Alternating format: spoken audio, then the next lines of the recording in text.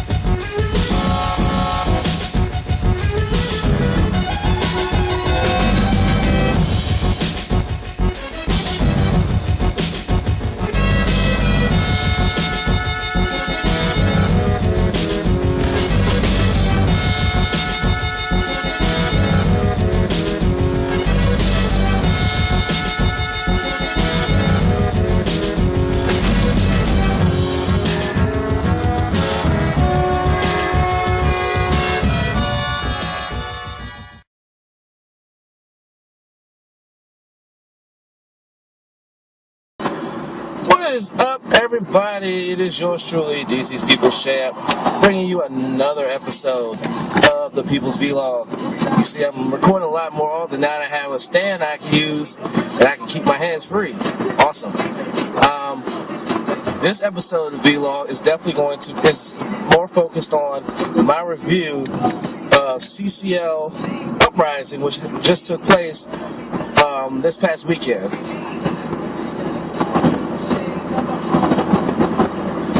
Oh yeah, this is the first time I'm actually smoking a cigar on one of my episodes since episode 2. Sheesh. How about that? You know what I'm saying? I haven't really had a chance to smoke while doing one of these because usually I'm holding the camera with my right hand and driving with my left hand, so it kind of makes it that much difficult. But now I can do that. But CCL Uprising took place this past weekend. It started with the Final Countdown pre-show, which took place on Friday. The pre-show has 4 pretty good matches. Who's her name? Cassandra Spinks, I believe is her name, the girlfriend of CCL rookie Chris Knight, made her in-ring debut against Demon Inc. He got the victory. TRT continues to impress in his start in CCL after winning Revolution Season 2. He got a victory over previously undefeated former hardcore champion and #1 overall pick in the 2012 CAW draft, Mark Alston. Ray Lewis made his return to a CCL ring.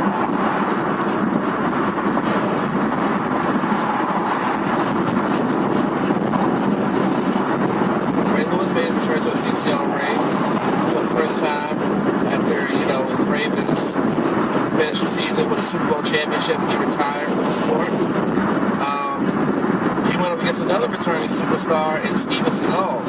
Ray Lewis got the victory in that one. And in the featured contest of the Final Countdown pre-show, our ring announcer Chris Gary wanted one more match with Chris Knight and said that if he were to lose Chris Knight again, he would never wrestle in a CCL ring ever again. It was a competitive match, but in the end, Chris Knight did get the victory, so Chris Gary has got to return to his duties as the ring announcer for the CAW Champions League. Just saying, I think that's probably my little jab to Chris from the beginning. Chris is my dog, though, man. I got nothing but love for him. But come on, man. You gotta stick to what you know and stick to what you do. Trust me, I have a taste to get in the ring myself. I'm not gonna ask for a match. Trust me, I would love to get in the ring and strap with a couple people, but I like being a commentator. Let's get to the main show, though. The main show is where it's at. The main show kicked off with a matchup for the national championship. It was the Great D who's held that championship for about 11 months. Going up against Sherman Sampson, defeated TGO in a submission match to get the shot at the national championship. It was a very, very physical, physical matchup, and it kind of, hindered D, because remember, D had the world title match later on in the night. In the end, Great D's 11-month championship reign ended as Sherman Sampson became the new national champion.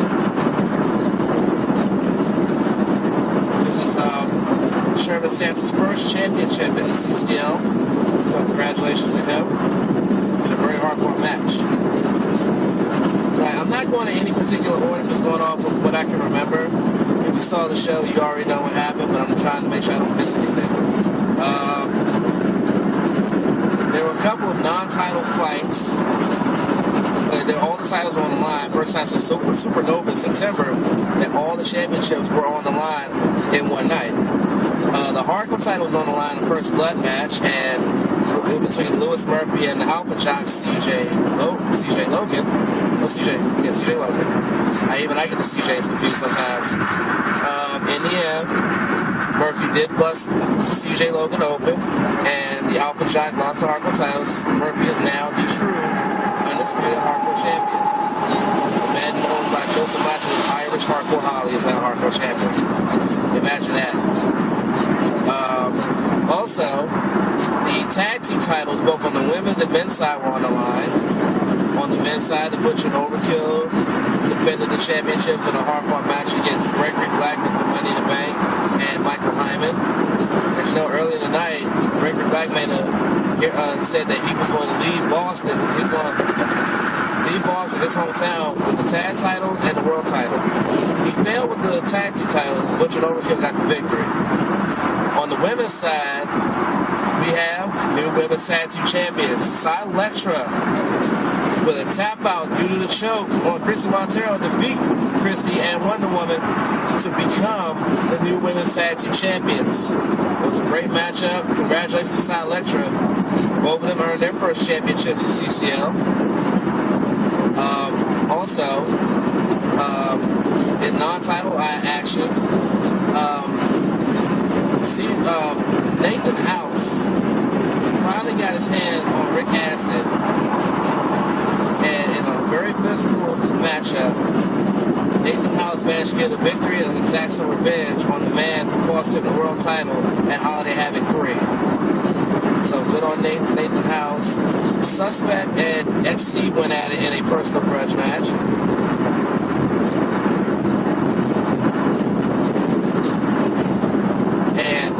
In the end, Suspect managed to get a victory over XC, whose struggles continue. He has been struggling ever since losing the World Heavyweight title in the summer of last year. And his life just continues on a downward spiral, and it just is sad to see. XC is such a great person and a great competitor, but he's just had his struggles. There was a confrontation between April Acid, the leader of Sports Entertainment Extreme, and ninja-like lady who has been tormenting April and cost April the women's championship back at Supernova. No, not Supernova. At Black Friday. They had the conversation, and it seemed like the ninjas was going to get the upper hand until Saya came down and helped out April, but then another woman in the exact same outfit came and saved this ninja lady, so there's two of them. This has got to be explained come Adrenaline coming up pretty soon. So, yeah, we're going to get an explanation on that pretty soon, hopefully. Women's title was on the line. Beth Phoenix, who cashed in Money in the Bank at the March Madness tournament, was put into a three-way dance against the woman who she took the title from, Meredith Clark, and the March March Madness 2013 winner, the one and only Laura Crawl. Laura, as you know, with her win at March Madness, became the first person, woman or male, in CCL history to repeat as the March Madness tournament winner. So she got her shot. In the end, Beth Phoenix, the Glamazon, was able to outlast and be the last woman standing and remain the women's champion. So it'll be interesting to see who will step up and try to take that title away from the woman from upstate New York. Also, another grudge match that happened, Ada Wong had some words for the kid during March Madness after the kid laid down for Abrass in the first round. The kid didn't like it. They had a match, and the kid ended up, I believe, getting the victory. I might be wrong on this. It was a pretty decent match, but what happened that night, it was just, it's hard to remember. But the main event of the evening was something that we were all looking forward to. The great D, who just 3 hours prior lost his national championship, was now pushing the spotlight, trying to shake it off, because he was the winner of the March Madness tournament 2013, and challenged Brandon Harmonator for the World Heavyweight Championship.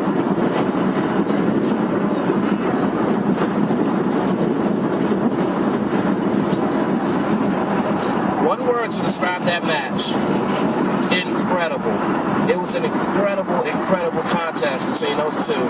Last night the two faced off was in the season premiere of Adrenaline, episode 50 in Las Vegas, where Brett was successful in winning and keeping the championship. This go around a lot more physical, a lot more intense between the two. In the end, the great D overcame everything and became the world heavyweight champion. But before we can congratulate D, something went down. Gregory Black fulfilled his word. He cashed in his Money in the Bank contract after beating the living hell out of D with a chair. Even Joseph Matos tried to intervene and stop Black, but was to no avail. Black cashed in, and Black is now the world heavyweight champion. Yes, you heard me right. The Boston Masshole, the reality, whatever you want to call him, Gregory fucking Black is now the CCL world heavyweight fucking champion. Can you imagine how CCL is going to be now that man is the face of this company? All in all, Uprising definitely has left a lot of questions to be answered going forward between now, going into Adrenaline, and into whatever the next CPV is. So we'll see what happens going forward. But congratulations to all the winners. Congrats to all the new champions. Y'all got some big shoes to fill. Y'all got a lot of people that's gonna be breathing down y'all's necks coming up as you move forward as champions. And remember, Adrenaline's coming up soon, so be on the lookout for that. And also remember to, like us on our Facebook page, facebook.com/CAW Champions League. Follow us on Twitter, twitter.com/CAW Champions LG. And make sure you subscribe to our YouTube channel. Our official YouTube channel is youtube.com/CCL on YT. So make sure you check all that out. Everything like that. It's going to be cool. Cool stuff. It's good stuff. But that's about it for this episode of the Vlog. Before I go, a little, breaking the kayfabe, if you want to say, I want to send a big shout out and thank you to all the federal and local law enforcement in Boston who managed within 4 days of that terrible tragedy in Boston, managed to go and catch at least one of the assholes that was responsible for this crap, for the crap that happened at the Boston Marathon. They caught one of them. He was a young he was a U.S. citizen of Chechen descent from Russia. 19 years old. He was caught in in a boat in a backyard under the tarp. His brother, who was the other bomber, was killed in a firefight with police. Brother's 26 years old. But they caught him. The young man is now in custody. And also, I want to have a correction on what I said before. One of my last vlog about the explosion in Texas. It wasn't Waco. The city is called West Texas. The explosion happened. At the time, they said it was up to 15 people may have been killed. Recently, they said they found 12 bodies, so that count is going up. The mayor of that city is expecting that count to continue to rise because of the devastation and effect that it had. But I want to send my prayers out to everyone involved in that. And again, thank you to Boston PD, federal law enforcement, everybody that was involved in catching those two, getting those two assholes. Hopefully that one guy, he'll pay dearly for what the fuck he's done. But that's about all for me. I'm actually on my way to a Relay for Life event where my homie Renee Spann is playing.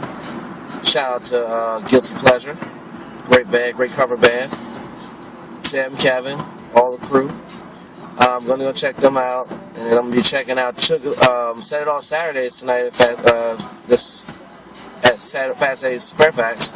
So, you know how I do. But, again, this is the champ. You know where to find me. You know how to holler at me. So, I'll let y'all next time.